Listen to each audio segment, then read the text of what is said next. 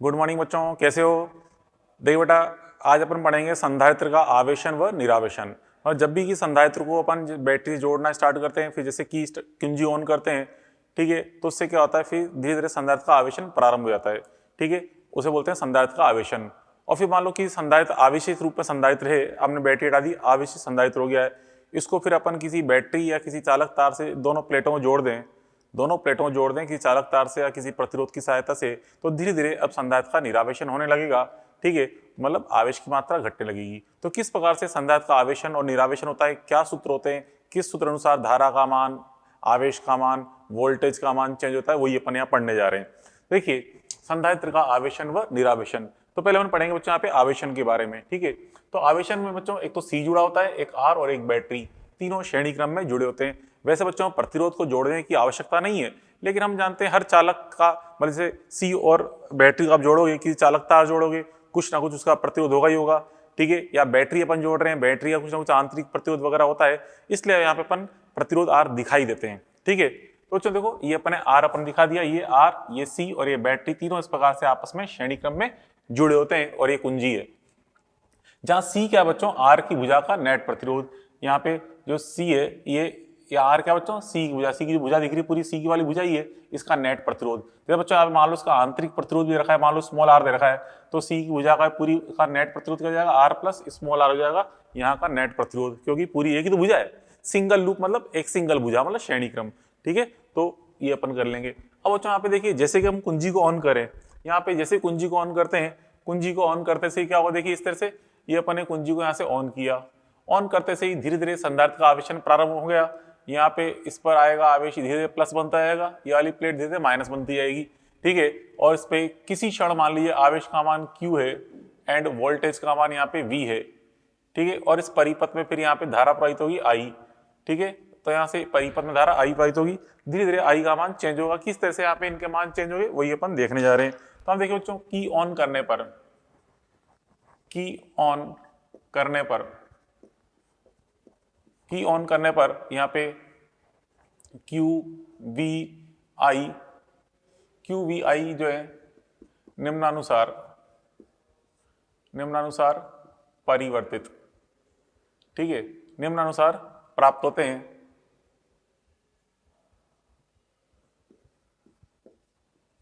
निम्नानुसार परिवर्तित होते हैं। देखिए कैसे, फर्स्ट तो मतलब यहाँ पे अपन बात करें क्यू की, तो क्यू का जो समीकरण है, क्यू का जो फॉर्म होता है, क्यू इस प्रकार बोलता है। देखिए क्यू का मान, क्यू बराबर क्यू नॉट ब्रैकेट में 1 minus e power minus T upon R C, ये होता है सूत्र इसका। या इसको अपन ऐसे लिखते हैं, बराबर Q naught 1 minus e power minus T upon tau, इस प्रकार से लिखते हैं अपन। यहां बच्चों देखिए, जो टॉ है इसे बोलते हैं समय नियतांक, इसका मान क्या होता है, टॉ बराबर आर सी। मतलब मैंने क्या किया है, इस आर इंटू सी को क्या लिखा है, टॉ लिखा है। ठीक है, और बच्चों यहाँ पे क्यू नॉट क्या है, यहाँ जो क्यू नॉट आपको दिख रहा है, यहाँ जो क्यू नॉट है, क्यू नॉट बराबर होता है C into V naught, C into V naught बराबर मैक्सिमम आवेश। मतलब बच्चों जब संधारित्र का पूर्णतः आवेशन हो जाएगा तो संधारित्र का आवेश क्या हो जाएगा, मैक्सिमम। ठीक है, मतलब जिसे हम स्थायी अवस्था बोलते हैं, स्थायी अवस्था में संधारित्र का आवेश मैक्सिमम हो जाएगा और उसका मान क्या आएगा, सी इंटू वी नॉट के बराबर। ये वोल्टेज वी नॉट है, संधारित्र यहाँ पे सी है। ठीक है, अब बच्चों उसके बाद फिर यहाँ पे ये तो क्या हो गया क्यू। अब बच्चों यहाँ पे हम बात करें वी की। अब बच्चों वी बराबर क्या होता है, क्यू अपॉन सी होता है। ठीक है, तो वी बराबर क्यू अपॉन सी के अनुसार देखें, वी बराबर क्यू अपॉन सी, तो वी बराबर क्यू अपॉन सी में यहाँ पे भाग लगा देंगे। ठीक है, तो यहाँ से ये मान बनता है, देखिए वी बराबर क्यू अपॉन सी, इसके चलो ये लगा दे फॉर्मूला, मतलब Q naught upon C 1 minus e power minus T upon tau. तो यहाँ से आप देखिए क्या बनेगा बच्चों, इस क्यू नॉट बटा सी को अपन का लिख देंगे वी नॉट। मतलब यहाँ पे जो वोल्टेज की समीकरण आएगी वी बराबर वी नॉट ब्रैकेट में 1 minus e power minus T upon tau, ये आएगी। यहाँ ई बच्चों चरघातांकी वाला फलन है वो ई। ठीक है, इसका मान क्या होता है 2.718, 2.718 ये होता है चरघातांकी फलन है ई। ठीक है, तो v बराबर वी नॉट 1 माइनस ई घात माइनस टी अपॉन टॉ, ये आ गई समीकरण। अब बच्चों उसके बाद फिर हम धारा की बात करें, आई हम कैसे निकालते हैं, आवेश पता चल चुका है तो D Q upon D T कर दो इसका अवकलन। तो इसका अवकलन करने पे धारा जाएगी, तो मैं डायरेक्ट लिख रहा हूँ, सॉल्व करने पे हमें जो धारा का मान प्राप्त होता है ये होता है आई बराबर I naught e power minus T upon tau, ये आता है सूत्र धारा का। ठीक है, जहां बच्चों आई नॉट का मान क्या है, आई नॉट बराबर V upon R, V naught upon R, ये क्या बच्चों मैक्सिमम धारा, मैक्सिमम धारा है मैक्सिमम धारा।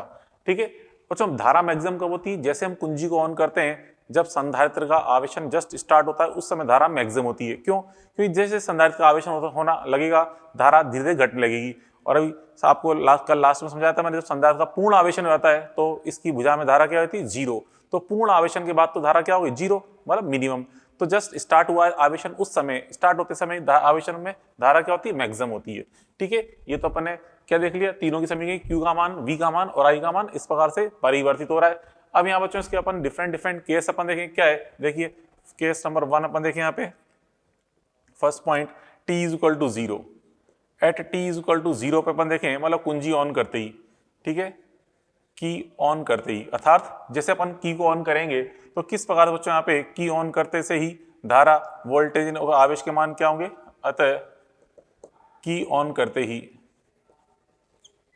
की ऑन करते ही की बात कर रहा हूं मैं, जैसे अपन की ऑन करेंगे उस समय धारा का मान क्या होगा और वोल्टेज का मान क्या होगा और आवेश के मान क्या होंगे। तो देखिए यहाँ बच्चों जैसे इस सूत्र का उपयोग करें, क्यू की ऑन करते से ही यहाँ पे टी का मान जीरो है, टी का मान जीरो पुट करेंगे समीकरण में तो ई की घात जीरो आएगी। किसी भी राशि पे घात जीरो होती है तो मान क्या होता है, एक, तो एक माइनस एक जीरो हो गया, तो आवेश भी क्या हो गया, जीरो। वोल्टेज का भी समीकरण ऐसा ही है तो वोल्टेज भी जीरो जाएगा, परंतु यहाँ पे धारा बराबर क्या आएगी, आई नॉट। ठीक है, की ऑन करते ही यहाँ से अपन देख रहे हैं, मतलब यहाँ पे Q बराबर Q not, sorry Q and V बराबर क्या आ रहे हैं, जीरो आ रहे हैं। Q एंड V तो कितना है, जीरो आ रहे हैं। Q एंड V का मान तो जीरो आ जाएगा। ठीक है, तो स्टार्टिंग में आवेश और वोल्टेज जीरो से, सीधी सी बात है, संधारित्र का आवेशन कर रहे हैं, प्रारंभ में तो संधारित्र पूर्णतः उदासीन है, तो इसलिए पूर्ण स्टार्टिंग में तो इसका आवेश भी जीरो है, वोल्टेज भी जीरो होता है। ठीक है, तो बट बच्चों यहाँ पे आई का मान कितना रहता है, आई बराबर V अपॉन आर, मतलब V नॉट अपॉन आर, आई बराबर V नॉट अपॉन आर, तो मतलब आई बराबर आता है आई नॉट, जो कि मतलब आई बराबर आई नॉट आता है जो कि क्या है, V नॉट अपॉन आर के बराबर है। आई बराबर आई नॉट जो कि V नॉट अपॉन आर के बराबर होता है। मतलब यहाँ पे ये धारा क्या होती है, मैक्सिमम। स्टार्टिंग में धारा मैक्सिमम होती है जो कि V नॉट अपॉन आर है, अर्थात जो संधारित्र है बच्चों ये एक ऑन पथ की तरह बिहेव कर रहा होता है। अतः जो C है एक ऑन पथ जैसा व्यवहार करता है, ऑन पथ व्यवहार करता है। ठीक है, C का ऑन पथ व्यवहार होता है, C का ऑन पथ व्यवहार होता है। मतलब बच्चों किस तरह से ऑन पथ व्यवहार होता है C का, देखिए जैसे यहाँ पे हम देख रहे हैं ये C का ऑन पथ व्यवहार है तो R है ही सही है, R C यहाँ पे एक ऑन पथ की बिहेव कर रहा है इस तरह से, ऑन पथ की तरह, और ये अपन ने बैटरी जोड़ रखी है, मतलब आराम से पूरी धारा जाने दे रहा है, कोई सी भी धारा में रुकावट नहीं डाल रहा। ठीक है, यहाँ से धारा जो आ रही है आई आराम से इस R में से गुजरेगी। ठीक है, अर्थात C का जो बिहेवियर है ये कैसा बच्चों, एक ऑन पथ की तरह बिहेवियर होता है। धारा क्या होती है यहाँ पे, आई नॉट, आराम से पूर्णतः धारा बह रही है, आई नॉट की आई नॉट, कोई रुकावट नहीं आ रही। तो C का जो बिहेवियर है जैसे ऑन स्विच, ऑन पथ बोल लो या ऑन स्विच बोल लो एक ही बात है, ऑन स्विच की तरह व्यवहार कर रहा है, मतलब ऑन पथ की तरह व्यवहार कर रहा होता है t बराबर जीरो पे। ठीक है, तो t बराबर जीरो के बाद अपन देखे बच्चों यहाँ पे इसमें सेकंड कंडीशन अनंत पे t बराबर, देखिए at t is equal to अनंत, t इज इक्वल टू अनंत पे देखें, मतलब कुंजी ऑन करने के काफी देर बाद, अतः काफी देर बाद जिसे बच्चों अपन स्थायी अवस्था भी बोलते हैं, काफी देर बाद वाली कंडीशन बोलते हैं स्थायी अवस्था। ठीक है, स्थायी अवस्था, अतः स्थायी अवस्था, क्यों बच्चों, संधारित्र का पूर्ण आवेशन हो जाएगा काफी देर बाद तो उसे क्या बोलते हैं, स्थायी अवस्था बोलते हैं। इस समय यहाँ पे आई का मान अब की बार जीरो आएगा। ठीक है, आई का मान क्या है बच्चों, जीरो। ठीक है, परंतु Q एंड V का मान क्या आएंगे, मैक्सिमम। ठीक है, बट Q एंड V यहाँ पे मैक्सिमम आएंगे, बट क्यू मतलब आई बराबर 0 है, मतलब सी का बिहेवियर कैसा रहा बच्चों, कैसा रहा सी का बिहेवियर, ऑफ पथ की तरह, ठीक है। अतः सी का ऑफ पथ व्यवहार है यहाँ पे, ऑफ पथ व्यवहार, क्योंकि यहाँ पे इसमें धारा 0 आ रही है तो सी एक ऑफ पथ की तरह बिहेव कर रहा है। ऑफ पथ मतलब यहाँ पे इस तरह से समझ सकते हो, डायग्राम अगर अपन देखना चाहें, ये आर है, यहाँ पे इसमें धारा जाने ही नहीं देगा, ठीक है, अर्थात कुछ इस तरह से बिहेव करेगा सी एक ऑफ पथ की तरह, ठीक है।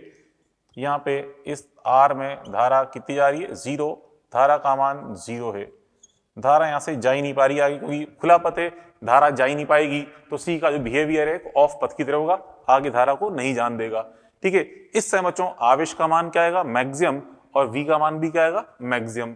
उससे पहले बच्चों आपको मैं एक चीज समझाऊं, यहाँ पे एक चीज ध्यान रखो, कितना मान आएगा ये बताता हूं आपको मैं। जैसे आप ध्यान रखो ई की घात -1 क्या होता है, अगर कहीं पे ई घात -1 लिखा हुआ है, ई घात -1 मतलब 1/e, 1/e मतलब 1/2.718।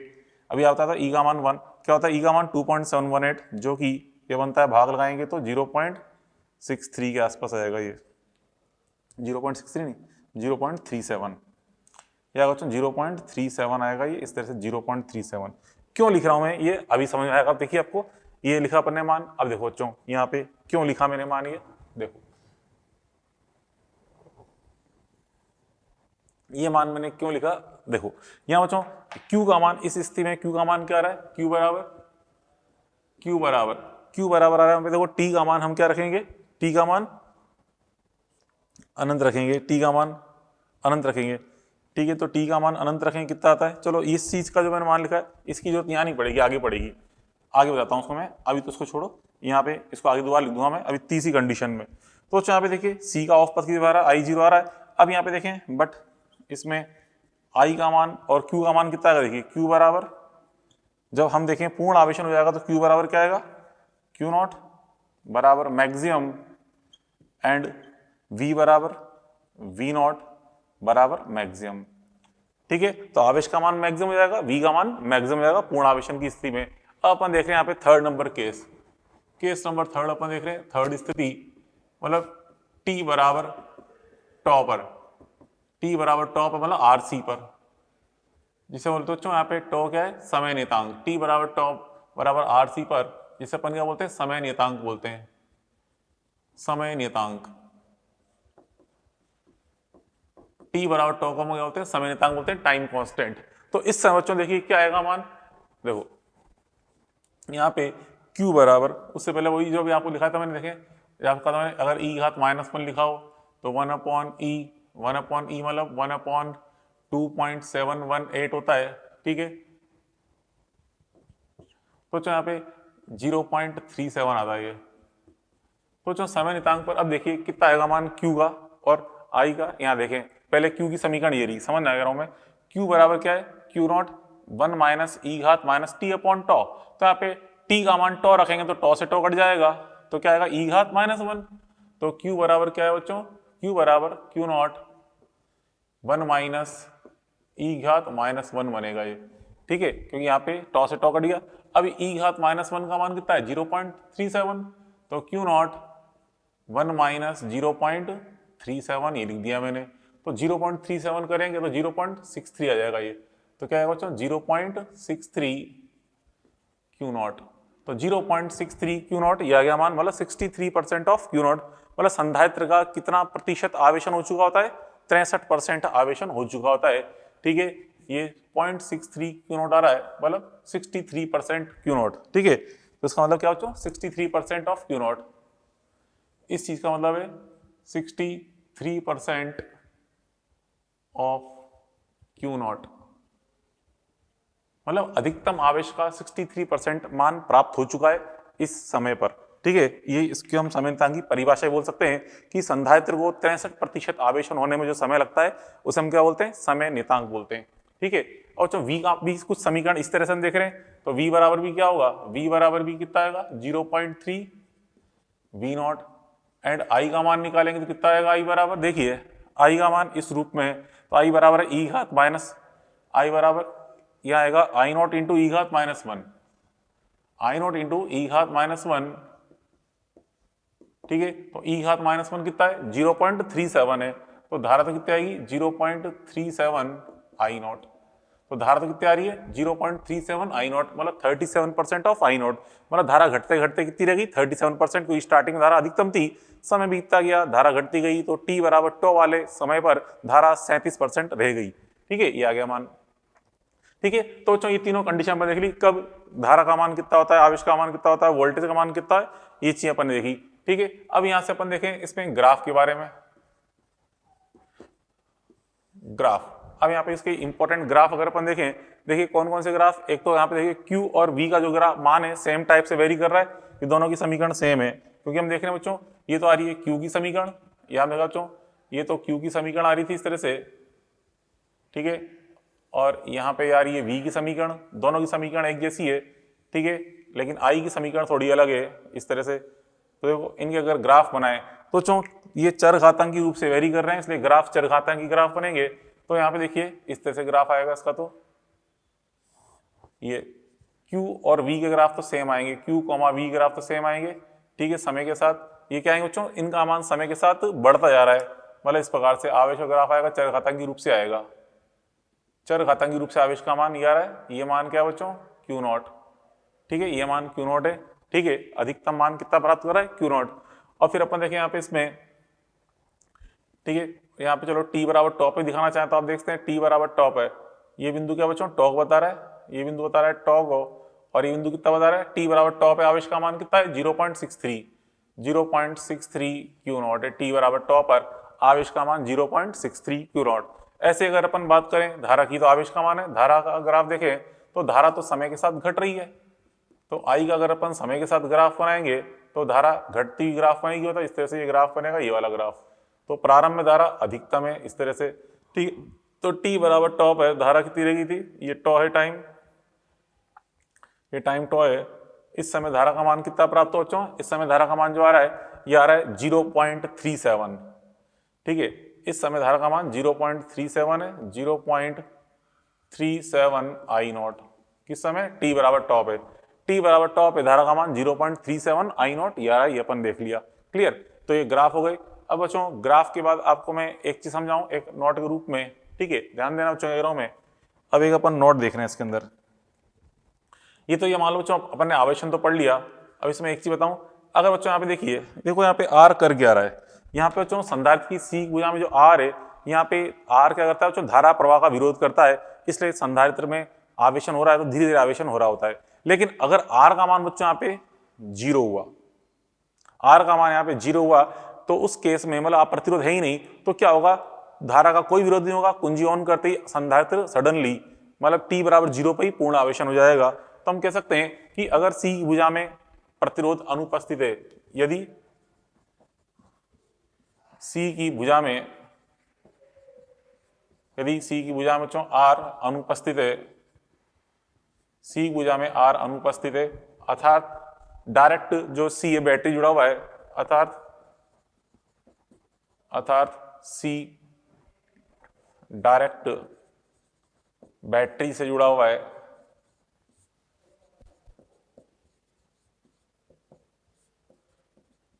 तो क्या हो बच्चों, तो यहां से हम देखते हैं टी बराबर 0 पर ही, तो टी बराबर 0 पर ही पूर्ण आवेशन,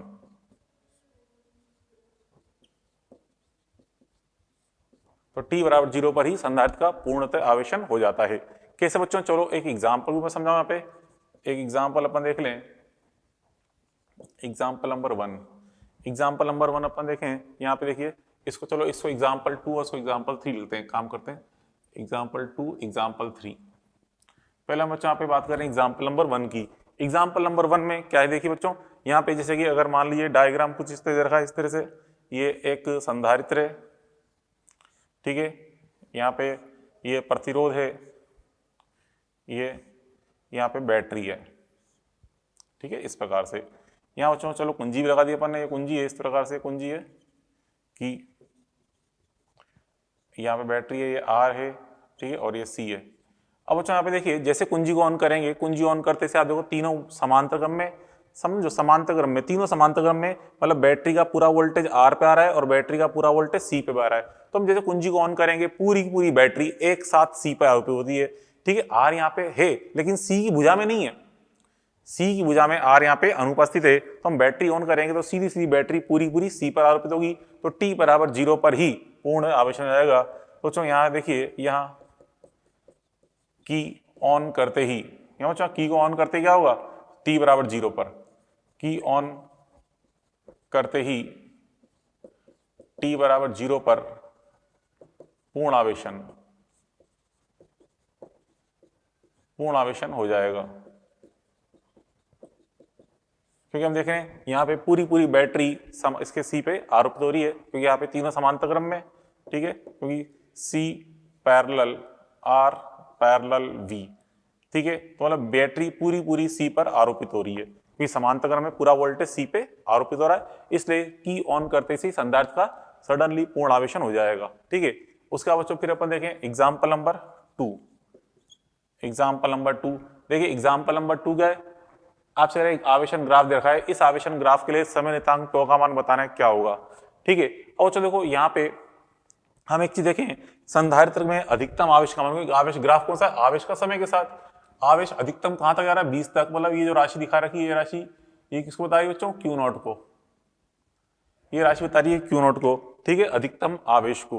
तो हम जानते हैं बच्चों अधिकतम आवेश, ठीक है, ये तो टी बराबर टॉप है, हम जानते हैं आवेश की मात्रा क्या होती है, बताया था मैंने, टी बराबर टॉप पर, टी बराबर टॉप पर आवेश की मात्रा होती है क्यू बराबर 0.63 क्यू नॉट।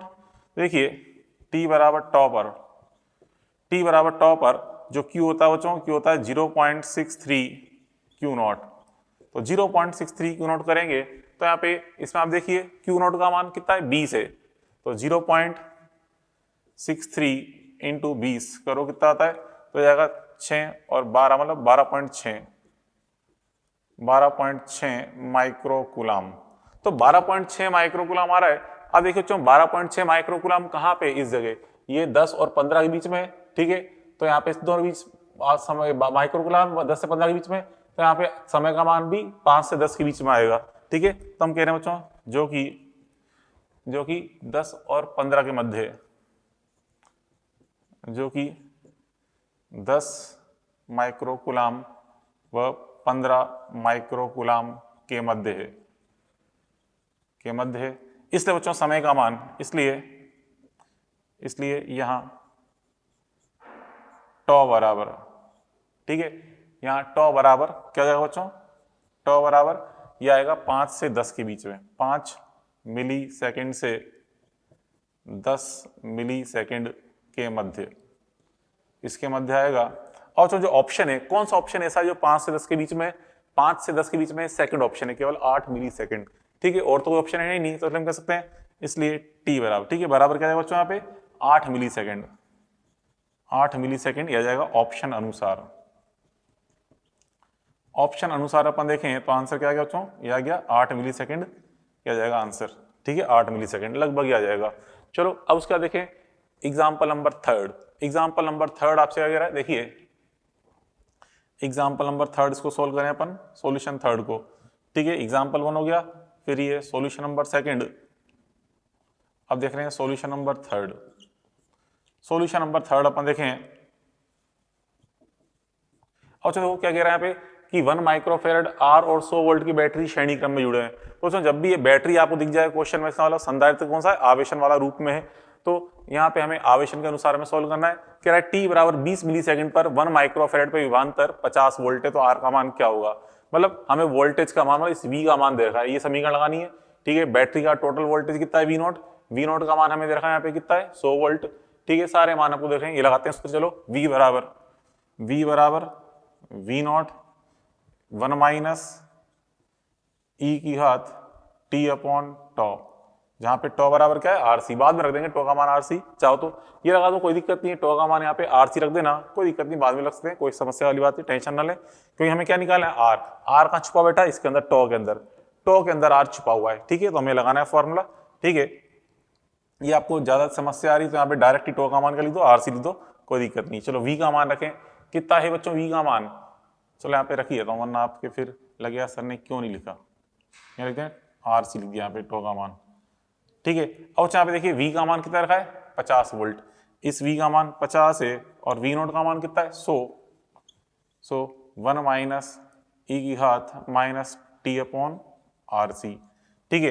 अब यहाँ पे हम देखें इसको अगर अपन डिवाइड करेंगे, ठीक है, इसको इधर डिवाइड करेंगे तो क्या जाएगा 1/2, ठीक है, क्योंकि इधर डिवाइड करेंगे तो 50/100 मतलब 1/2, तो 1/2 बराबर क्या होता है आगे देखिए क्या जाएगा 1/2 बराबर 1 माइनस ई की घात minus T upon R C, ठीक है। अब बच्चों यहाँ पे हम देखें इस राशि को उठा के इधर ले आए और इसको उधर भेज दें तो यहाँ पे क्या आएगा ई घात minus T upon R C बराबर क्या आएगा, एक में से 1/2 घटाओगे तो क्या बचेगा 1/2 बचेगा, 1/2 मतलब 2 की घात -1 बचेगी, ठीक है, 2 की घात -1 बचेगी। अब दोनों तरफ अपन क्या लें लॉग ले लें, लॉग लेना आता ना आपको कैसे लेते हैं लॉग, दोनों तरफ लॉग लेंगे तो लॉग लेने पे क्या आएगा बच्चों देखो ये आएगा, दोनों तरफ मैं लॉग ले रहा हूँ तो यहाँ पे जाएगा ये घात आ जाएगी minus T upon R C, ठीक है, log E base E, log E base E तो क्या होता है 1 हो जाएगा, आगे लिख देंगे, फिर यहाँ पे घात आगे ले लें तो -1 आ गया log 2 बेस ई, ठीक है, ये आ गया। और चाहे देखो माइनस से तो खैर माइनस को उड़ा दो, ये माइनस से माइनस उड़ा दिया मैंने, ठीक है, और log ई बेस ई तो 1 हो जाएगा और टी अपॉन आर सी, तो यहाँ से टी का मान हमें निकालना है, ठीक है, टी का मान हमें ज्ञात करना है। यहाँ पे देखिए यहाँ पे टी का मान हमें ज्ञात करना है तो नहीं सॉरी टी का मान तो हमें दे रखा है 20 मिली सेकेंड, टी का मान हो गया 20 मिली सेकेंड मतलब 20 गुणा 10 की घात -3, ठीक है, बटे में आर सी, आर हमें ज्ञात करना है इंटू सी, सी का मान कितना दे रखा है 1 माइक्रोफेरेड 10 की घात -6 बराबर कितना यहाँ पे log 2 बेस ई का मान, log 2 बेस ई का मान होता है 0.693, आपको बचपन में सिखा चुका हूं मैं, आपको पता होना चाहिए चीज, log 2 बेस ई का मान 0.693 होता है, ठीक है। अब 0.693 या इसको बोलते हैं लगभग 0.7 कह सकते हैं 0.7, ठीक है। अब अच्छा यहाँ से हम देखें यहाँ से इसको यहाँ पे डिवाइड कर लोगे आर को उधर ले आओगे तो यहाँ से आर को सॉल्व करने पे लगभग क्या आता है बच्चों, यहाँ से आर का मान सॉल्व करेंगे तो आर का मान लगभग आता है 29, मतलब यहाँ पे 29 गुणा 10 की घात 3 आता है, 29 गुणा 10 की घात 3 ओम, या हम कह सकते हैं लगभग 29 किलो ओम ये बनता है मान, 29 किलो ओम या था बच्चों आर का मान, यहाँ सॉल्व करें निकाल लें, झूठ नहीं बोल रहा, यह जाएगा आर का मान, ठीक है, ये अपन ने निकाल लिया, ओके। अब बच्चों उसके बाद फिर हम देखें ये तो तीनों एग्जाम्पल अपन ने सॉल्व कर लिए, अब इसके बाद वो एक चीज समझाऊं एक नोट के रूप में, देखिए एक नोट के रूप में अगर अपन देखें बच्चों जैसे अब अभी तो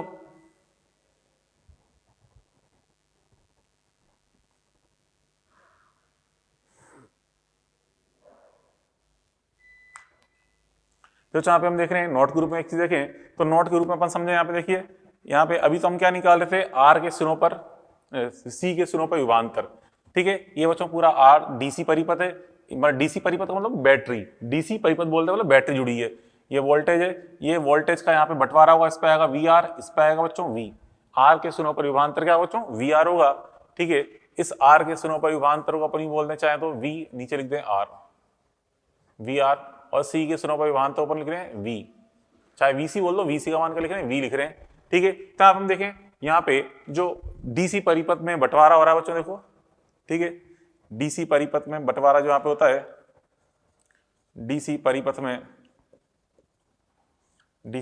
में बंटवारा यहाँ पे हम देखें V बराबर क्या है, V बराबर मतलब बैटरी का बंटवारा है, किसका बैटरी का, ठीक है, डीसी परिपथ में बैटरी, खैर बैटरी लिखनी होती नहीं क्योंकि डीसी परिपथ मतलब होती बैटरी है, बैटरी का बंटवारा जो है ये होता है बच्चों V बराबर वी आर मतलब वी नॉट बराबर वी आर प्लस वी, ठीक है। यहाँ बच्चों ये वी नॉट क्या है, बैटरी इस चित्र की बात कर रहा हूँ, यहाँ पे चाहो दोबारा बना लेना चित्र, ये वी नॉट ये वी आर और ये वी है, ठीक है। तो यहाँ से बच्चों अतः वी आर का मान आपसे पूछ ले तो वी आर बराबर क्या होगा, वी आर बराबर V naught minus V R बराबर वी नॉट माइनस वी, इससे निकाल सकते हैं, से निकाल लें, मतलब आपसे पूछ ले कि प्रतिरोध के सिरों पर विभवांतर क्या होगा, तो प्रतिरोध के सिरों पर विभवांतर निकाल लेंगे, वी नॉट माइनस वी करके, ठीक है। जैसे यहाँ पे बैटरी 100 वोल्ट की थी, अभी यहाँ पे 1 माइक्रोफेरेड विभवांतर कितना आया था, 50 वोल्ट। तो आज बोले सी पे ये विभवांतर है, आर पे कितना होगा, तो 100 में से इस 50 को माइनस कर दो, कितना है 50 वोल्ट। तो एक तरीका तो ये, ठीक है। और यहां से ऐसे भी निकाल सकते हैं, अथवा वी आर बराबर, जैसे आप देखो यहाँ पे इसमें धारा कितनी प्रवाहित हो रही है, देखो वी आर में आई धारा प्रवाहित है, आर का मान, तो आई इंटू आर से भी निकाल सकते हैं। वी आर बराबर आई आर, मतलब आई का मान कितना बच्चों, आई की समीकरण लिखी थी अपन ने, क्या लिखी समीकरण आई की, आई नॉट ई घात minus T upon tau, I naught e घात माइनस टी अपॉन टो, या कहते हैं आई नॉट इंटू आर का बन जाएगा वी नॉट ई घात माइनस टी अपॉन टो, मतलब इससे भी ज्ञात कर सकते हैं, इससे भी ज्ञात कर सकते हैं, से भी ज्ञात कर सकते हैं। तो क्या होता है बच्चों, आपको आर पे निकालना है विभवांतर, तो आर विभवांतर इस तरह से भी निकाल सकता है, इसका उपयोग जैसे आपकी इच्छा हो कैसे भी निकालें, ये हम आर पे विभवांतर इस प्रकार से ज्ञात कर सकते हैं। बात पहले पड़ी, ठीक है। तो बच्चों ये अपन ने क्या पढ़ लिया यहाँ पे, इसका आवेशन, ठीक है।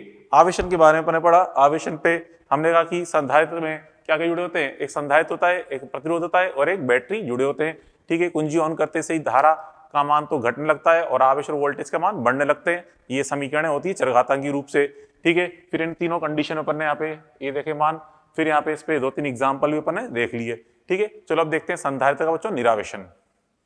अब देखते हैं बच्चों संधारित्र का निरावेशन, ठीक है। बच्चों निरावेशन में क्या होता है, एक संधारित्र को पहले अपन पूर्णतः आवेशित कर लेते हैं, आवेशित करने के बाद उसको अपन किसी प्रतिरोध से जोड़ते हैं, दोनों प्लेटों को किसी प्रतिरोध आर जोड़ते हैं, फिर जैसे कुंजी ऑन करेंगे संधारित्र का निरावेशन स्टार्ट हो जाता है। तो स्टार्टिंग में तो आवेश की मात्रा और वोल्टेज की मात्रा पूर्णतः होती है, ठीक है, और धारा भी अधिकतम प्रवाहित हो रही होती है, लेकिन जैसे जैसे धीरे निरावेशन होता जाता है, आवेश वोल्टेज धारा सबके मान घटते जाते हैं और अंततः पूर्णतः सारे मान क्या होते हैं, जीरो हो जाते हैं, ठीक है। वही अपन देख रहे हैं। तो जो निरावेशन में केवल सी और आर उपस्थित होते हैं, इस प्रकार से ये सी और ये आर है, इसको अपन ने पूर्णतः आवेशन कर दिया है, मतलब इस पे आवेश क्यू नॉट है, वोल्टेज वी नॉट है। अब जैसे कुंजी को ऑन करेंगे तो प्रारंभ में धारा क्या होगी, अधिकतम, ठीक है, प्रारंभ में धारा अधिकतम होगी कुंजी को ऑन करने पर, ठीक है। अब अच्छा यहां से हम देखें, देखिए जैसे ही की को ऑन करेंगे, की ऑन करते ही, की ऑन करते ही क्या होगा, सारे मान घटेंगे, ठीक है। यहाँ पे Q, V, I निम्नानुसार घटते हैं, ठीक है, निम्नानुसार घटते हैं। कैसे घटते हैं बच्चों, देखो I का मान जो है, पहले Q की मान बात करें, Q बराबर Q नॉट ई की घात माइनस टी अपॉन टॉ, ठीक है। V बराबर V नॉट ई की घात minus T upon tau, I बराबर I नॉट ई की घात माइनस टी अपॉन टॉ। इस प्रकार से बच्चों सारे मान यहाँ पे घट रहे होते हैं। यहाँ जो अपन देख रहे हैं, बात करें टॉ की, यहाँ भी वही है टॉ, यहाँ बच्चों कितना है टॉ का मान, जहां टॉ बराबर क्या बच्चों, वही आर इंटू सी, ठीक है। आवेश क्यू नॉट का मान कितना है, क्यू नॉट बराबर सी इंटू वी नॉट, ठीक है, और आई नॉट का मान कितना है, वही बच्चों वी नॉट अपॉन आर, ठीक है। ये चीजें हैं यहाँ पे। अब बच्चों देखो आई का मान वैसे एक्चुअल में देखा जाए तो यहाँ पे जब हम इसका अवकलन करते हैं ना, तो आई का मान यहाँ पे नेगेटिव में आता है, लेकिन जब न्यूमेरिकल सॉल्व कर रहे होते हैं तो परिमाण से काम चल जाता है। बट फिर भी ग्राफ वगैरह बनाना हो या माइनस वाला भी ऑप्शन दे रखा हो, तो यहाँ से हम कह सकते हैं, यहाँ पे लिखते हैं वास्तव में आई बराबर D Q upon D T से अगर अपन निकालें तो क्या आता है बच्चों, ये आता है माइनस आई नॉट ई की घात माइनस टी अपॉन टॉ, ये बन रहा होता है, ठीक है। तो ये तो क्या बता रहा है बच्चों, परिमाण को बता रहा है। ग्राफ में थोड़ा परिमाण से यहाँ पर यहाँ पे जो न्यूमेरिकल सॉल्व करते हैं तो परिमाण से काम चल जाता है, ठीक है। लेकिन अगर यहाँ पे ऑप्शन नेगेटिव भी दे रखा हो या ग्राफ नेगेटिव रूप में दे रखा हो आई का, तो वो ज्यादा सही होता है, ये ध्यान रखें, ठीक है। अब बच्चों यहाँ भी वही 3-4 कंडीशन अपन देख लें। पहली कंडीशन t बराबर 0 की बात करें, तो t बराबर 0 पर, तो बच्चों जैसे कुंजी को ऑन करेंगे t बराबर 0 पे सारे मान अधिकतम है, मतलब q नॉट मतलब q comma v comma i, ये सारे क्या आते हैं मान मैक्सिमम। ये सारे मान मैक्सिमम होते हैं। Q का मान Q नॉट होता है, V का मान V नॉट होता है, I का मान I नॉट। ये सारे मान मैक्सिमम आ रहे होते हैं, ठीक है। मतलब चलो यूं लिखते हैं, Q बराबर क्या है, Q नॉट, Q बराबर Q नॉट, V बराबर V नॉट, I बराबर I नॉट बराबर मैक्सिमम। सारे के सारे मान यहाँ पे अधिकतम होते हैं T बराबर 0 पर, ठीक है। फिर T बराबर अनंत पे देखें, मतलब काफी देर बाद, T बराबर अनंत पर मतलब काफी देर बाद अपन देखें तो सारे मान क्या हो जाएंगे, 0। तो Q बराबर Q comma V comma I बराबर सारे क्या हो जाएंगे, 0 हो जाते हैं, ठीक है। उसके बाद फिर हम देखें आगे थर्ड, T बराबर टॉ पर।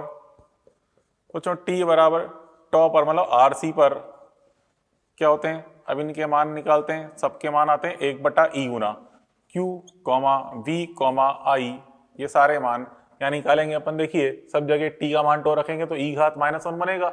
E घात -1 मतलब 1/E गुना, 1/E गुना मतलब 0.37 टाइम्स, ठीक है। ये सारे मान क्या आते हैं, 1/E गुना आते हैं, मतलब हम कहते हैं 0.37 गुना, मतलब 37%, ठीक है। 37% आपको मान प्राप्त हो रहे होते हैं सारे के सारे मान। अब चलो उसका फिर फोर्थ पॉइंट अपन देखें। चलो फोर्थ पॉइंट एक और देख लेते हैं।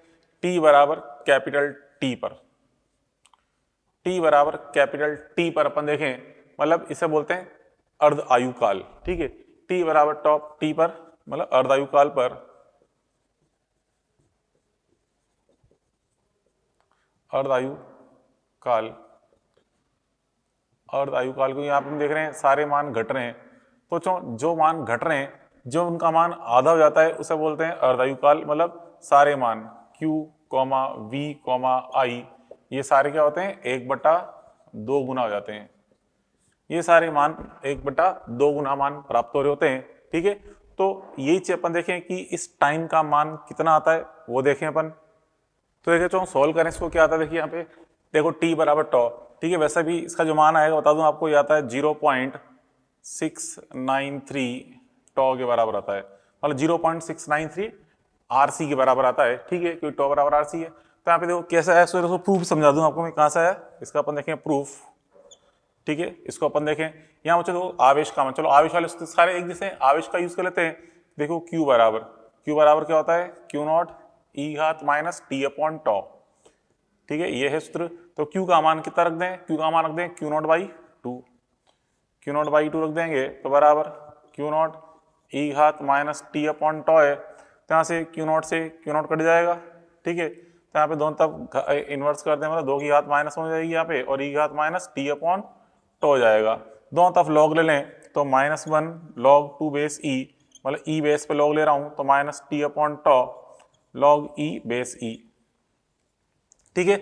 लॉग E बेस E का मान तो 1 हो जाएगा। तो यहाँ से क्या जाएगा रिजल्ट, देखिए यहाँ पे माइनस से माइनस भी काट दो, ये माइनस से माइनस उड़ गया, तो लॉग 2 बेस E का मान क्या होता है, 0.693 होता है। और यहाँ पे T अपॉन टॉ लॉग E बेस E का मान तो 1, तो इसलिए T बराबर क्या जाएगा बच्चों, T बराबर 0.693 टॉ यह जाएगा मान। तो ये तो प्रूफ किया अपन को, देखो इस तरह से ये निकाल लिया, मतलब इस टाइम पे धारा का मान, आवेश का मान, वोल्टा का मान आधा रह जाता है, ठीक है, अधिकतम मान का। और चाहे अपन देखें इसमें ग्राफ देखें, इसके अंदर देखिए ये तो अपन ने ये मान देख लिया, उसके ग्राफ देखें, तीनों की समीकरण अपन देखें बच्चों एक जैसी आ रही है, ठीक है, Q की V की I की। तो यहाँ पे ग्राफ अगर देखा जाए Q V I का ग्राफ देखें इस तरह से, तीनों ग्राफ एक जैसे आएंगे, Q V I, I यहाँ पे वैसे नेगेटिव आता है, परिमाण बना रहा हूं मैं, तो इस प्रकार से ग्राफ आता है बच्चों। यहाँ पे इसका मान अधिकतम है Q नॉट, इस तरह धारा सबके मान घट रहे होते हैं, ठीक है। तो यहाँ पे जिस समय मान 0.37 रह जाए उसे हम क्या बोलते हैं, टॉ। ये समय टॉ है, ये मान 0.37 टाइम्स ऑफ Q नॉट है ये, ठीक है, 0.37 टाइम्स ऑफ Q नॉट, 37%, ठीक है। ये लिखा ना पे, ये आया था 0.37 गुना, तो 0.37 Q नॉट बता रहा है ये, 0.37 Q नॉट, ठीक है। ऐसे बच्चों अगर I की बात करें तो वैसे I का ज्यादा सही ग्राफ तो ये होता है, I का ज्यादा सही ग्राफ I का ये होता है, क्योंकि I नेगेटिव के रूप में होती ना। वैसे आपको परिमाण में ये ग्राफ देखने को मिलेगा, फिर भी अगर ऑप्शन बाई चांस ही आ जाए तो आप इसको ज्यादा प्रेफरेंस दें, ठीक है। ज्यादा सही ग्राफ है ये, I का ज्यादा सही ग्राफ, किसका, आई का, क्योंकि आई का मान क्या होता है जो नेगेटिव अब होता है ना, आई का मान नेगेटिव होता है, वास्तव में लिखा ना ये वाला मान होता है, इसलिए आई के लिए ज्यादा सही ग्राफ ये कहलाएगा। चलो खैर कोई बात नहीं उसमें, तो ये तो अपन ने ग्राफ देख लिए। चलो इसमें कुछ 3-4 क्वेश्चन अपन देखें। क्वेश्चन नंबर फर्स्ट कह रहा है कि 10 वोल्ट विभवांतर वाले संधारित्र का निरावेशन प्रतिरोध R द्वारा किया जाता है, t बराबर 5 मिलीसेकंड पर वोल्टेज 1 वोल्ट आता है, तो 10 मिलीसेकंड पे कितना आएगा। सोचो क्लियर बोल रहा है निरावेशन, तो निरावेशन वाला फॉर्मूला लगाएंगे, क्या होता है फॉर्मूला, V बराबर ये लगाए, V बराबर V नॉट,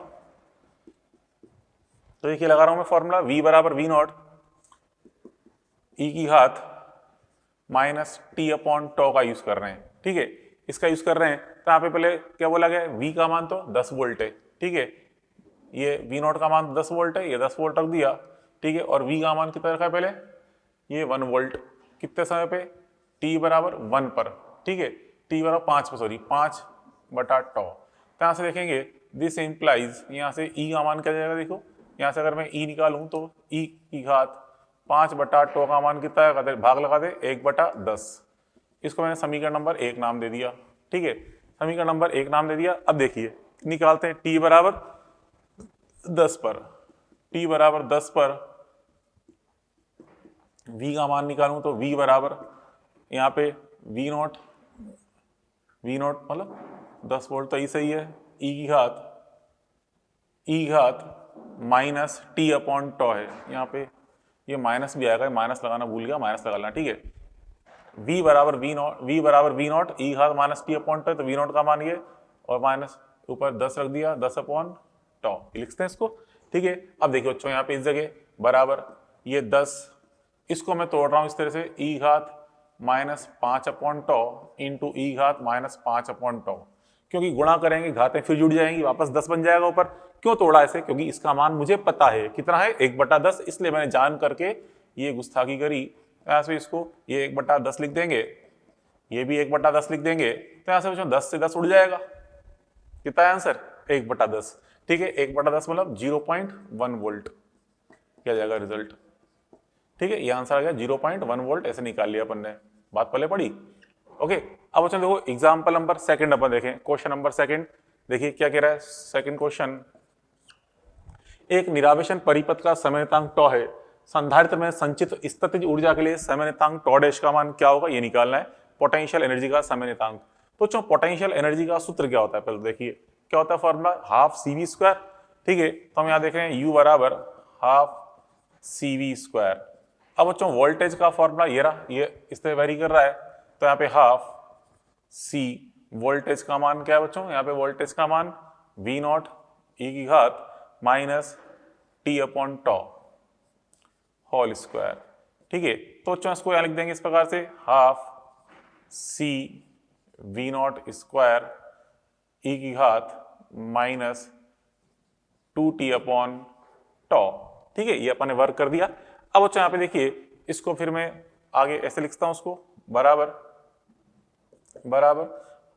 अब देखिए half C V not square क्या बताएंगे, ये इसको शो करेगा U नॉट को, ये तो शो कर रहा है U नॉट को, ठीक है, इसको हमने U नॉट लिख दिया, फिर E की घात ये minus T upon tau by 2, E की घात minus T upon tau by 2, क्यों लिखा बच्चों, देखो ये टॉ 2 पर था, इसको हम टॉ के साथ लिखते हैं बटे 2 में, मतलब टॉ बटा 2 लिखते क्या कि ऊपर जाके वापस वही बन जाएगा। क्यों लिख रहा हूं ऐसे इसको, देखिए ये समीकरण तो आ गई U की, ठीक है, या इसकी तुलना अपन कर रहे हैं, इसकी तुलना कर रहे हैं U बराबर U नॉट E की घात माइनस T अपॉन टॉ से तुलना करने पर, ठीक है, यहाँ बच्चों एक तरह से ये यहाँ पे ये टॉ आया, यहाँ से टॉ डैश बोलते हैं, चलो E घात minus T upon tau dash से तुलना करने पर, इससे तुलना करेंगे तो आप देख सकते हो टॉ डैश का मान कितना आ गया बच्चों, तो टॉ डैश मतलब जब भी कोई समीकरण लिख रहे हैं जैसे Q बराबर Q नॉट E घात minus T upon tau, I बराबर I नॉट E घात माइनस T अपॉन टॉ, ऐसे लिख दिया, U बराबर U नॉट E घात minus T upon tau dash लिख दिया, तो यहाँ से तुलना करेंगे तो टॉ डैश का मान क्या जाएगा, टॉ बाई 2, तो टॉ डैश बराबर क्या आएगा, टॉ बाई 2, ये इसका आंसर आएगा, ठीक है। तो इस प्रकार से अपन ये ज्ञात कर सकते हैं, ये मान पोटेंशियल एनर्जी के लिए जो समय नियतांक है वो कितना है, टॉ बाई 2 के बराबर है, ठीक है। अब देखिए अगला question, solution number third. Solution number 3 बच्चों आपसे कह रहा है कि इस प्रकार से एक संधारित्र को दो अलग अलग प्रतिरोध द्वारा निरावेशन इस प्रकार कर रहे हैं, मतलब ये संधारित्र एक बार यहाँ पे कोई R1 लगा रहे हैं, एक बार यहाँ पे R2, तो इस प्रकार से ग्राफ आ रहा है। ठीक है, तो बच्चों यहाँ पे कौन सा प्रतिरोध बड़ा होगा ये हमें निकालना है। तो बच्चों चलो एक काम करें, अभी हम जानते हैं जैसे देखा था कि 0.37 Q0 किस टाइम पे होता है, टॉप है। तो यहाँ पे मान लो यहाँ पे कहीं जगह इस जगह 0.37 लिखा हुआ, इस जगह ये 0.37 Q0 है, ये 0.37 Q0। इसको मैं अगर आगे बढ़ाऊं तो दो जगह काटेगा, एक तो इस ग्राफ पे यहाँ काटेगा, एक यहाँ पे। ठीक है, तो इस ग्राफ को जो यहाँ काट रहा है ये इसको काट रहा है यहाँ पे, तो जो R1 वाले ग्राफ को जहाँ काटेगा वो तो क्या आएगा τ1, और R2 वाले ग्राफ को जहाँ काटेगा ये समय क्या आएगा τ2। ठीक है, तो दोनों में से कौन सा τ बड़ा है, दिख रहा है आपको कौन सा टाइम बड़ा है बच्चों, τ1 या τ2, कौन सा बड़ा है, τ1। ठीक है, तो फिर हम देखते हैं बच्चों इस तरह से, आप जानते हैं τ बराबर क्या होता है RC, τ बराबर R इंटू सी होता है। तो सी तो हम चेंज कर नहीं रहे, कौन चेंज कर रहे हैं R, तो यहाँ से देखें τ समानुपाती क्या बच्चों R, τ समानुपाती यहाँ पे R है। तो ग्राफ में अपन देखें τ1 इज ग्रेटर देन τ2 है, ग्राफ में τ1 इज ग्रेटर देन τ2 है, तो this implies R1 is greater than क्या आएगा R2, R1 is greater than R2, ये रिजल्ट आपको प्राप्त हो जाएगा। ठीक है, क्योंकि हम देख रहे हैं τ बराबर R इंटू सी, तो τ समानुपाती R, तो τ1 ग्रेटर देन τ2 है, इसलिए यहाँ पे R1 is greater than R2, ये रिजल्ट आ जाएगा। तो इस प्रकार से अपन ये समझ सकते हैं, बात पहले पढ़ी। मतलब क्या मतलब है कि जितना ज्यादा प्रतिरोध होगा निरावेशन भी उतना धीरे धीरे हो रहा है। ये निरावेशन का समय मतलब जितना बड़ा प्रतिरोध है निरावेशन का समय उतना ज्यादा लग रहा है, ये अपन ने देखा। और यहाँ पे एग्जाम्पल नंबर 4 देखें। एग्जाम्पल नंबर 4 क्या है कि निम्न परिपथ का हमें समय नियतांक ज्ञात करना है, τ का मान ज्ञात करना है। तो चलो देखो ये एक आवेशन परिपथ है। ठीक है, आवेशन परिपथ में ये V वोल्ट, ये R और ये भुजा, मतलब वाली पूरी नेट भुजा, ये पूरी नेट भुजा, ये R और ये V, तीनों क्या बना रहे हैं आपस में समांतरगम बना रहे हैं। तो हम देखें पूरी पूरी जो बैटरी है इस संधारित्र वाली भुजा पे आरोपित हो रही है। ठीक है, और संधारित्र वाली भुजा का नेट प्रतिरोध कितना है R/2, क्यों हम देख रहे हैं बच्चों यहाँ पे R और R/2 क्या बना रहे हैं आपस में समांतरगम, ये आपस में समांतरगम बना रहे हैं।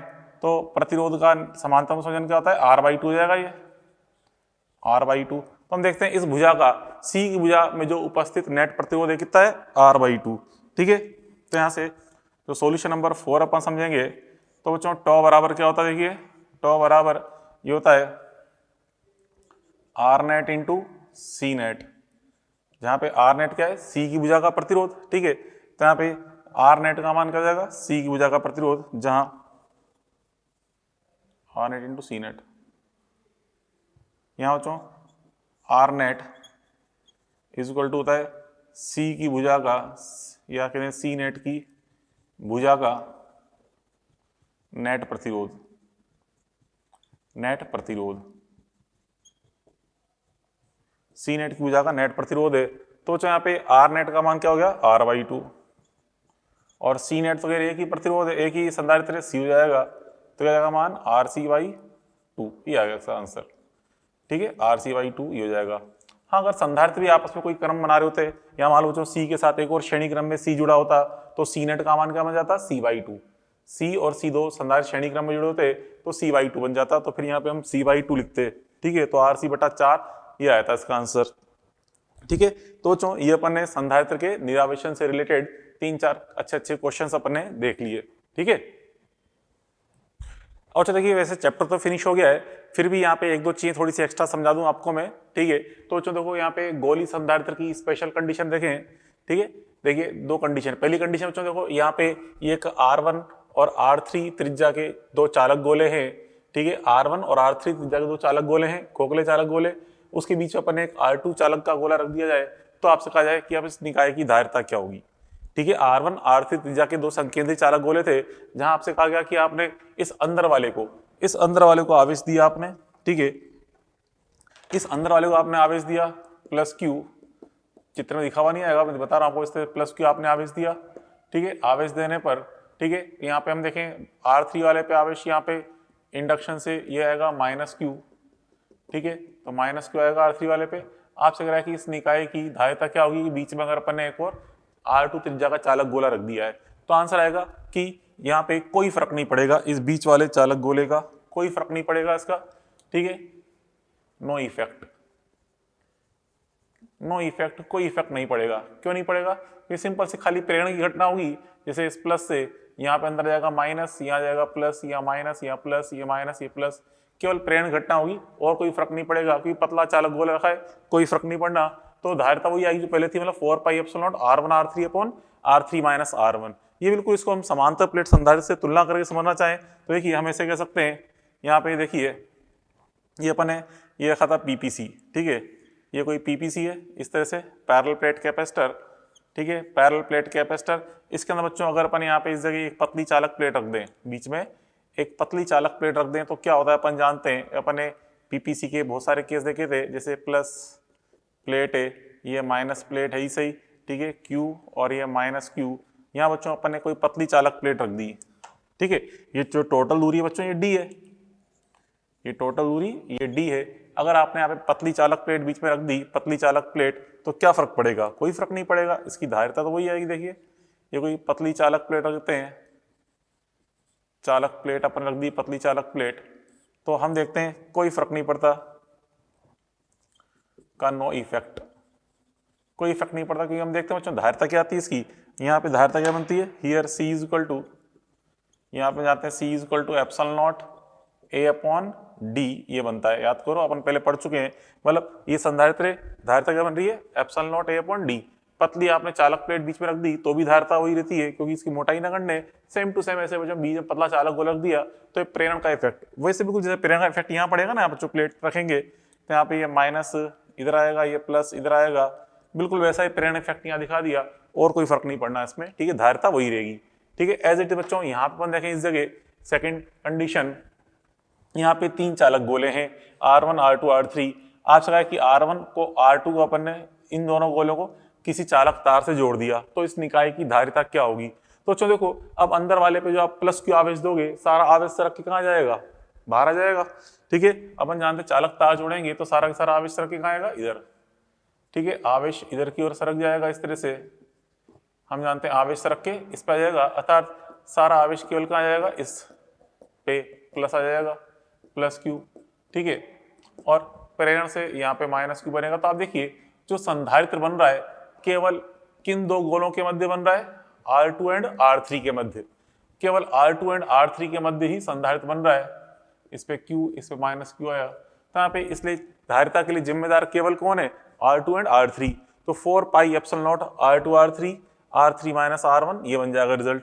कैसे, इसको अपन PP समझ सकते हैं, PPC से। जैसे बच्चों यहाँ पे ये PPC है, ठीक है, पैरेलल प्लेट कैपेसिटर, ठीक है, ये PPC है।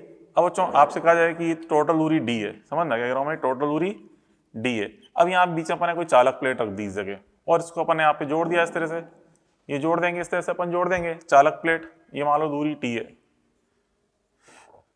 ये चालक प्लेट है।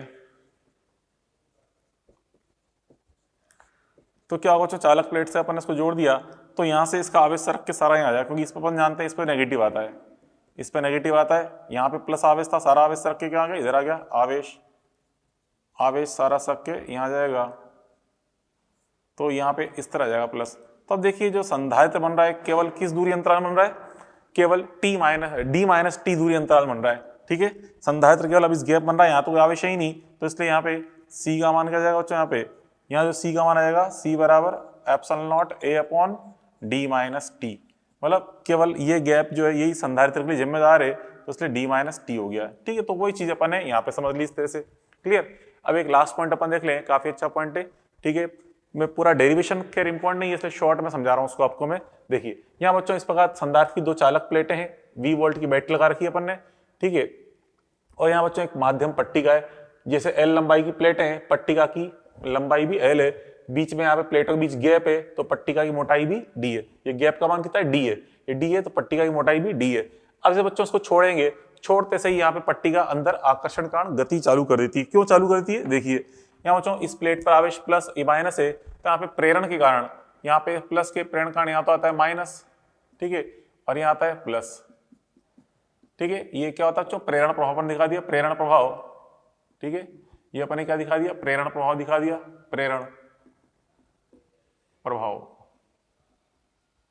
ठीक है, प्रेरण प्रभाव के कारण बच्चों। अब यहाँ पे देखिए ये प्लस प्लेटें हैं उनको क्या करती है, आकर्षित। ये प्लस है, इस माइनस को करेगी अपनी तरफ आकर्षित, ये माइनस इस प्लस को करेगी अपनी तरफ आकर्षित। तो जो नेट बल लग गया इस तरफ लगता है नेट बल, ठीक है। छोड़ते सही बच्चों, एफ नेट लगता है इस डायरेक्शन में नेट बल लग रहा होता है, ठीक है, जिस कारण ये प्लेट अपने आप ही स्वतः अंदर सरकने लगती है और गति चालू कर देती है, ठीक है। तो बच्चों यहाँ पे ये मान कैसे निकालते हैं, देखिए पहले अपन देखें नेट धारिता निकालें। अभी किस समय, जब ये दूरी x है, यहाँ पे दूरी अंतराल x है, इस समय धारिता आपको निकालनी क्या होगी। तो बच्चों कैसे निकाल लेंगे, देखिए आपको मैंने विभिन्न माध्यमों के प्रभाव बताए थे। ये दूरी x है तो इधर की दूरी क्या जाएगी, l-x, ये x है, इधर की l-x जाएगी। अब चूंकि ये जो माध्यम इतना प्रवेश कर चुका है, ये माध्यम ऊपर तो एप्सिलॉन माध्यम वाला माध्यम इधर क्या एयर है, तो ये समांतरक्रम संयोजन के अनुसार बन रहा है, मतलब क्योंकि total area A1 plus A2 group में है, मतलब ये एरिया प्लस ये एरिया प्लस इस एरिया के रूप में। तो नेट दोनों जो संधारित्र बनेंगे, माध्यम वाला संधारित्र और एयर संधारित्र समांतरक्रम बनाएंगे, तो सी नेट का मान क्या जाएगा, C1 plus C2। C1 plus C2 मतलब इस भाग की धारिता C1 बोल दो, एयर की C2, फिर इन दोनों का नेट योग कर लें, क्योंकि C बराबर C1 प्लस C2 बनेगा, तो योग करने बन जाता है epsilon not B upon D L-x plus KX, ठीक है। माध्यमों का प्रभाव बताया था अपन ने, तो उससे अपन निकाल लेते हैं। फिर माध्यम पे निकालें बल, बल कैसे निकालेंगे, अवकलन करके, क्योंकि यहाँ पे जो धारिता है ये इसके रूप में आ रही है x के रूप में, तो इससे पोटेंशियल एनर्जी जो आएगी निकाय की, क्या कह रहा हूँ, निकाय की जो स्थिति जुड़ी आएगी क्या होती है, U बराबर हाफ CV², U बराबर होती है हाफ CV²। तो यहाँ पे हम C का मान रख देंगे, ठीक है, और V² तो फिर आ ही रहा है 7 गुणांक के रूप में, U बराबर हाफ CV²। तो यहाँ पे U का मान भी x के रूप में आएगा। और हम जानते हैं बच्चों, जब पोटेंशियल एनर्जी का मान स्थिति के पदों में होता है, तो फिर हम F कैसे निकाल सकते हैं, F बराबर माइनस DU अपॉन DR करके, अवकलन करके। तो F बराबर DU अपॉन DR करेंगे या DU अपॉन DX करेंगे, तो सॉल्व करने पर ये x का अवकलन, तो यहाँ पे इसका तो क्या हो गया, इसका तो L का तो 0 हो जाएगा, x का यहाँ पे 1 हो जाएगा, यहाँ k बचेगा, x का अवकलन 1 से। तो ये सॉल्व करने पे F बराबर क्या आ गया, ये आ गया, ठीक है, minus epsilon not BV² upon 2D। अब ये माइनस का चिन्ह जो है, ये माइनस का चिन्ह क्या बता रहा है कि जो बल की प्रकृति होगी वो क्या होगी, आकर्षण होगी, ठीक है। इसका परिमाण अगर लिखना चाहें तो परिमाण के लिए माइनस का चिन्ह डाल दो, तो परिमाण आ गया epsilon not BV² upon 2D K-1, जो कि हम देख रहे हैं बच्चों गौर से, ये इस समीकरण में कहीं पे x आ रहा है क्या, नहीं आ रहा, मतलब ये बल नियत है, अर्थात जब पट्टी का अंदर प्रवेश करेगी एक नियत बल से अंदर की ओर गति करेगी, अर्थात इसका त्वरण भी क्या होगा, नियत। तो A बराबर F/m कर दो, मतलब इसमें द्रव्यमान का भाग लगा दो, तो यहाँ पे ये बल त्वरण का मान क्या है, नियत। और आप बचपन में सीख चुके हो, जब भी कोई वस्तु नियत त्वरण से गति करती है, जैसे अपन ने मैकेनिक्स में पढ़ा था 1D मोशन के अंदर, ठीक है, जब भी कोई वस्तु नियत त्वरण से गति कर रही होती है तो हम उसके लिए क्या लगाते हैं, गति की समीकरण है। तो प्लेट आगे दूरी तय करने में कितना समय लगाएगी, ठीक है, या उसका वेग क्या होगा, वो ज्ञात करने के लिए हम गति की समीकरणों का उपयोग कर सकते हैं। तो जैसे आपसे कहा जाए कि बाहर से पूर्ण प्रवेश होने में, मतलब बिल्कुल पट्टिका बाहर थी, फिर पूरा अंदर आने में कितनी दूरी तय करेगी, L, क्योंकि पट्टी की लंबाई L है। मान लो अंदर आने में, इसको बाहर से पूरा अंदर आने में समय इसको T लगा, तो हम गति की समीकरण लगाएं, सेकंड समीकरण S बराबर विस्थापन बराबर ut प्लस हाफ at², तो विस्थापन तो L है, ये 0 है, u प्रारंभिक वेग का मान 0 है, और हाफ at²। तो यहाँ से हम क्या निकाल लेंगे, T निकाल लेंगे सॉल्व करके, ठीक है, यहाँ से सॉल्व करके T निकल जाएगा, आराम से निकल जाएगा T। जो समय आएगा वो समय क्या है बच्चों, ये प्लेट बिल्कुल बाहर थी, यहाँ से इसको पूरा अंदर आने में समय कितना लगा, T, ये समय T निकाल लिया। अब समझो क्या कह रहा हूं मैं, यहाँ प्लेट है, यहाँ तक आने में समय लगा T, फिर बच्चों अंदर आते आते इसका वेग बढ़ जाएगा, यहाँ पर जब अंदर पहुंचेगी ना इसका वेग उच्च होगा, उच्च होते से ही पार कर जाएगी, इधर जाएगी, अभी इधर जाएगी, लेकिन बल तो अंदर क्यों लग गया, तो उसका वेग घटेगा, घटते घटते यहाँ पहुंचेगी, इस सिरे पर पहुंचेगी, इस जगह, तो वापस T समय लगेगा, क्योंकि जितना समय अंदर आने में लगेगा, मतलब वेग बढ़ने में लगेगा, उतना समय घटने में लगेगा, ठीक है। तो यहाँ पे अंदर आने में वेग बढ़ा, मतलब T समय में यहाँ पहुंची, फिर T समय यहाँ पहुंची, फिर आकर्षण बल का T समय वापस यहाँ लगाएगी, वेग बढ़ जाएगा, फिर वापस T समय यहाँ लगाएगी, यथास्थान पहुंच जाएगी। तो यथास्थान से पुनः यथास्थान पहुंचने में, मतलब इसका अपना एक चक्कर पूरा करने में कितना समय लगा, 4t, ठीक है। यहाँ पे थी T समय, यहाँ पहुंची अंदर, फिर T समय यहाँ पहुंच गई, फिर T समय वापस अंदर आई, फिर T समय बाहर पहुंच गई, तो 4t समय उसको लगा, ठीक है। तो हम देख रहे हैं पट्टिका प्लेटों के मध्य क्या करेगी, दोलन चालू हो जाएगा, पट्टिका का प्लेटों के मध्य दोलन प्रारंभ हो जाएगा, क्योंकि अंदर ही अंदर ये दोलन करने लगेगी इस प्रकार से। एस्टम नहीं करेगी, क्या करेगी, दोलन करेगी, लेफ्ट राइट दोलन करेगी, एस्टम कतई नहीं करेगी, क्योंकि एस्टम के लिए कंडीशन होती है F समानुपाती का होना चाहिए था x, तो F तो x पे डिपेंड कर रहा, तो इसलिए एस्टम तो नहीं करेगी, खाली क्या करेगी, दोलन गति करेगी। और उसका आवर्तकाल क्या होगा, 4 × t, तो यहाँ से t का निकाल के 4 गुना कर देंगे, तो इससे हम क्या निकाल सकते हैं, आवर्तकाल, ठीक है बच्चों। इस प्रकार से ये अपन ने ये चैप्टर कंप्लीट कर लिया। अब इस उसका हम डाउट डिस्कस करेंगे, ठीक है। तो एक्सरसाइज आपने सॉल्व कर ली होगी, तो चलो देखते हैं कौन कौन से क्वेश्चन सॉल्व करने हैं। अभी बच्चों यहाँ पे स्टेज 1, स्टेज 2, स्टेज 3 के इन क्वेश्चन को डिस्कस करेंगे, ठीक है। इन क्वेश्चन डिस्कस करेंगे। आज जो टाइम बचा हुआ है इसमें खाली स्टेज 1 तो अपन डिस्कस कर लेते हैं, बाकी 2 और 3 क्वेश्चंस कल करते हैं अपन डिस्कस। तो देखिए स्टेज 1 के ये क्वेश्चंस हैं। क्वेश्चन नंबर पहले 1 देखें। देखिए क्वेश्चन 1 में क्या है आपसे, क्वेश्चन नंबर 1 में आपसे बोल रहा है यहाँ पे कि तो यहाँ पे तो मेरे पास इंग्लिश वाली शीट है, आप समझ लेना, कोई नॉर्मल सी बात है, टिपिकल नहीं लैंग्वेज। तो यहाँ पे आपसे बच्चों एक कैपेसिटर है, पैरेलल प्लेट कैपेसिटर, ठीक है। इससे हमने एक इलेक्ट्रोस्कोप कनेक्ट किया हुआ है, ठीक है। इलेक्ट्रोस्कोप कनेक्ट किया हुआ है। इलेक्ट्रोस्कोप क्या करता है, इसकी जो रीडिंग होती है एक तरह से आवेश को रीड करता है, मतलब आवेश के बारे में बताता है हमें, ठीक है। आवेश के परिमाण के बारे में बताता है कि आवेश का मान ज्यादा है या कम है, इसके बारे में बताता है कितना है। अब इसको हमने बैटरी से जोड़ रखा है। अब आप जानते हो बच्चों इलेक्ट्रो जो कैपेसिटर है बैटरी से कनेक्टेड है, इसका मतलब क्या चीज सेम होगी, वोल्टेज, ठीक है। कैपेसिटर पे वोल्टेज सेम होगा। अब बच्चों वोल्टेज सेम होगा तो अपन जानते हैं अगर V कांस्टेंट है, ठीक है, यहाँ पे बैटरी कनेक्टेड है तो यहाँ से V इक्वल टू क्या होगा, constant, V equal to constant, ठीक है। ये अपन देख लिया। अब इलेक्ट्रोस्टैटिक जो यहाँ पे इलेक्ट्रोस्कोप क्या कर रहे हैं, इलेक्ट्रोस्कोप क्या रीड करता है बच्चों, रीड Q, ये आवेश के बारे में हमें बताता है, आवेश के बारे में। अब यहाँ पे Q कांस्टेंट है तो आप जानते हैं बच्चों यहाँ पे Q इज इक्वल टू क्या होता है, C इंटू V। हम देखते हैं this implies Q is proportional to क्या आएगा, C, और C का हमारा अपन जानते ही है epsilon not A upon D। बस इसके अनुसार हमें देखना आंसर। देख लो 4 ऑप्शन दे रखे हैं, क्या इफेक्ट पड़ेगा चार्ज पे, तो रीडिंग इंक्रीज होगी या डिक्रीज होगी, ठीक है। पहला कह रहा है increase area of overlap plate, मतलब अगर अपन एरिया को इंक्रीज करेंगे तो एरिया को अगर आप इंक्रीज करोगे तो रीडिंग इंक्रीज होगी, सही बात है, क्यों इंक्रीज होगा ही सही, ठीक है। और सेकंड में आपसे कह रहा है कि अच्छा यहाँ पे डिक्रीज के लिए बोला है कि इसकी रीडिंग डिक्रीज कब होगी, आवेश का मान कब घटेगा। तो पहले वाले में तो क्या होगा, बढ़ेगा, गलत है पहला तो। दूसरा कह रहा है कि अगर अपन पैराफिन वैक्स वाला पैराफिन में माध्यम भर दें इसके अंदर, तो माध्यम भर देंगे तो भी आवेश क्या होगा, इंक्रीज। यहाँ पे तो क्या कह रहा है, डिक्रीज कराना है, तो ये भी गलत हो गया। थर्ड कह रहा है डिक्रीजिंग डिस्टेंस बिटवीन प्लेट्स के बीच की दूरी को कम करोगे तो आवेश क्या होगा, बढ़ेगा, तो ये भी गलत हो गया। फोर्थ कह रहा है डिक्रीजिंग बैटरी पोटेंशियल। अब जो V का मान, चलो यहाँ पे देखें Q समानुपाती C है, V को अगर इंक्रीज करेंगे तो भी Q क्या होगा, इंक्रीज, ठीक है। तो यहाँ से हम कह सकते हैं फोर्थ यहाँ पे। अब बैटरी को पोटेंशियल कम कर दोगे तो Q का मान डिक्रीज हो जाएगा, तो सही है, फोर्थ आंसर जाएगा ओनली, ठीक है। तो हम देखते हैं फोर्थ जाएगा इसका रिजल्ट, ठीक है। Q समानुपाती C इंटू V है, यहाँ से अपन देखते हैं। चलो अब देखें उसका बच्चों फिर आगे नेक्स्ट क्वेश्चन फोर्थ क्वेश्चन आपसे कह रहा है। देखिए क्वेश्चन नंबर 4 में कह रहा है 2 माइक्रोफेरेड कैपेसिटर है, इसको अपन 200 वोल्ट तक चार्ज कर लिया है, उसके बाद उसको फिर आइसोलेट कर दिया और हटा दिया बैटरी से, ठीक है। अब कह रहा है इसको हम कनेक्ट कर रहे हैं किसी अदर कैपेसिटर के साथ जो कि अनचार्ज है, ठीक है। तो यहाँ पे हमसे क्या निकालना है, और कॉमन पोटेंशियल दे रखा है 40 वोल्ट, उभयनिष्ठ 40 वोल्ट दिया हुआ है, और फिर हमें कैपेसिटेंस बतानी है सेकंड कैपेसिटर क्या होगी। तो बस डायरेक्ट फॉर्मूला लगा दो। अपन जानते हो क्या होता है फॉर्मूला उभयनिष्ठ पोटेंशियल का, V बराबर C1 V1 plus C2 V2 upon C1 plus C2 ये लगा देंगे, ठीक है। तो V का मान आपको दे रखा है 40 दे रखा है, C1 कैपेसिटेंस 2 दे रखी है, ठीक है, और उसका वोल्टेज 200 है, ठीक है। दूसरा वाली कैपेसिटेंस मान लीजिए C है, तो उसका वोल्टेज कितना बच्चों 0 के लिए उदासीन दे रखा है आपको, फिर 2 प्लस C ये कर दिया अपन ने। तो यहाँ से सोल्व कर निकाल लेंगे, C बराबर आ जाएगा 8 माइक्रोफेरेड, ठीक है, इससे निकल जाएगा चौथा क्वेश्चन। फिर क्वेश्चन नंबर 21 देखिए क्वेश्चन नंबर 21 आपसे कह रहा है, क्वेश्चन नंबर 21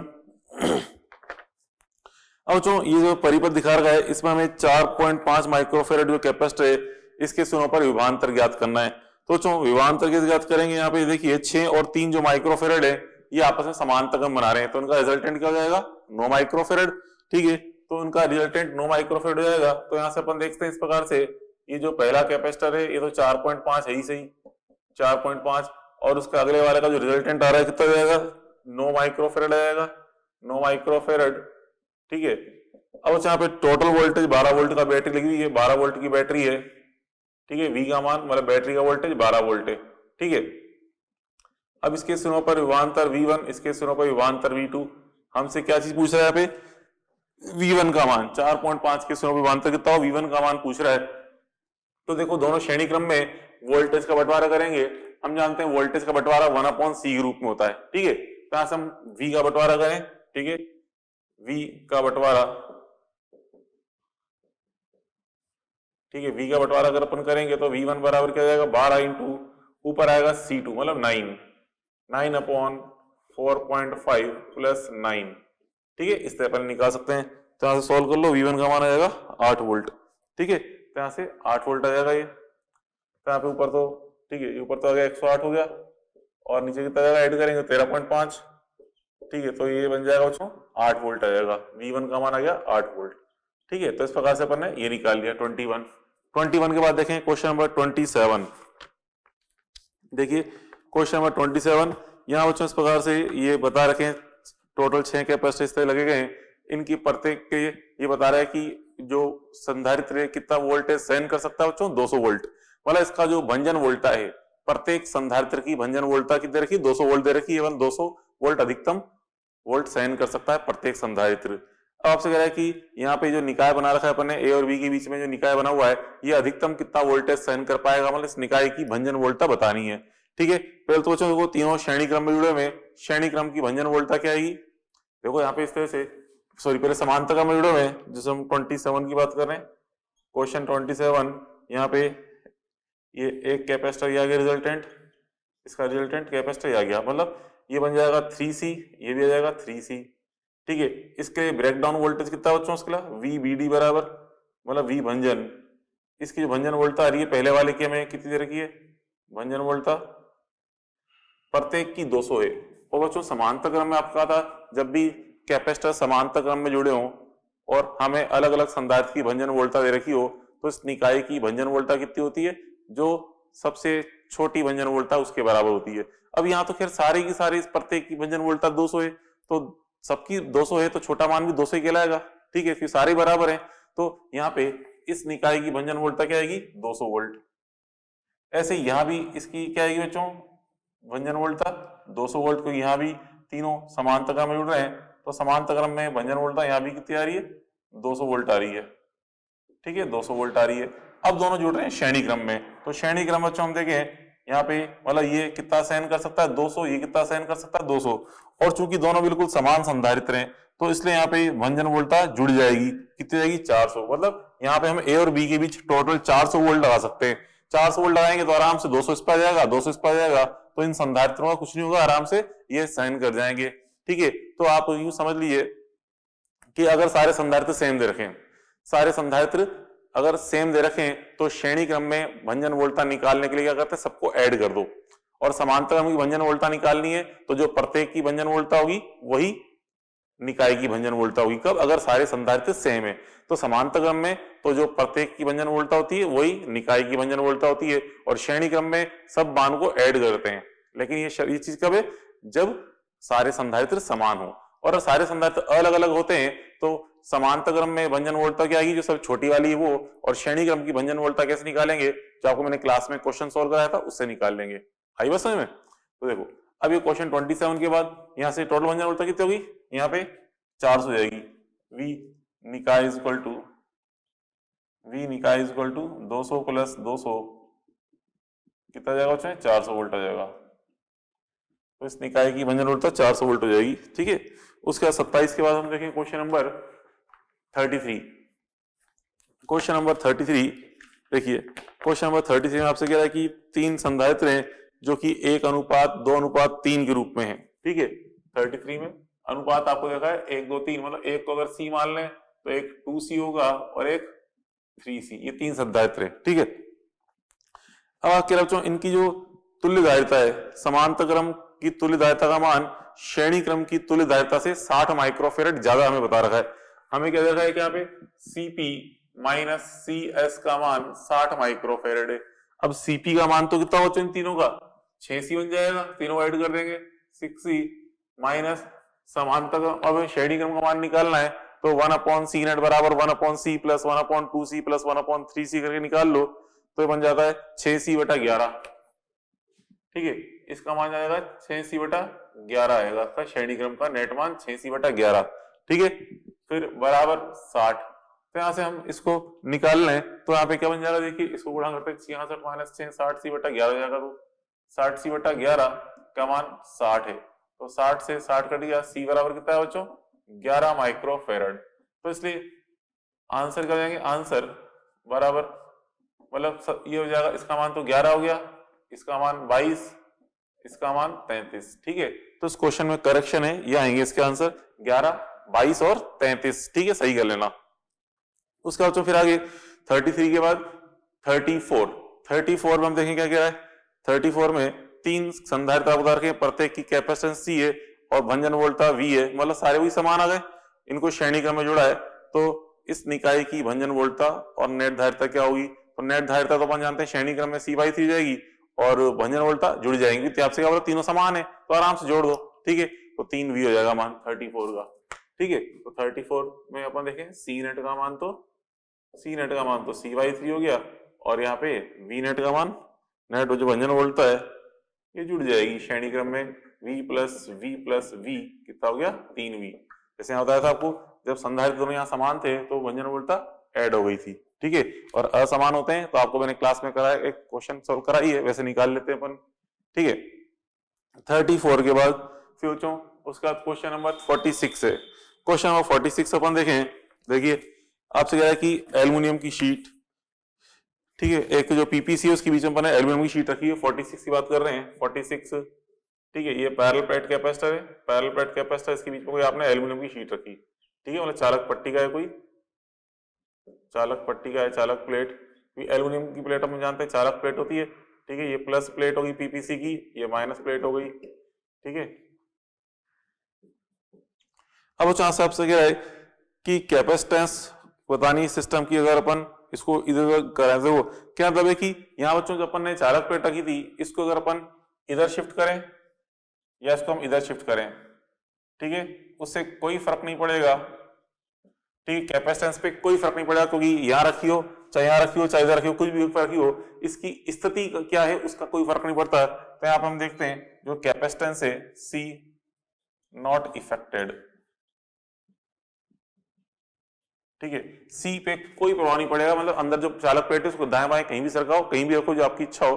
ठीक है, हाँ बाहर नहीं निकालना आपको, जहां रखी है उसको केवल प्लेट के इस लेफ्ट प्लेट प्लस प्लेट के पास सरकाओ या माइनस प्लेट की, कोई फर्क नहीं पड़ना है, बीच में रखेंगे कोई फर्क नहीं पड़ेगा, धारिता सब जगह सेम ही आएगी, निकालेगी।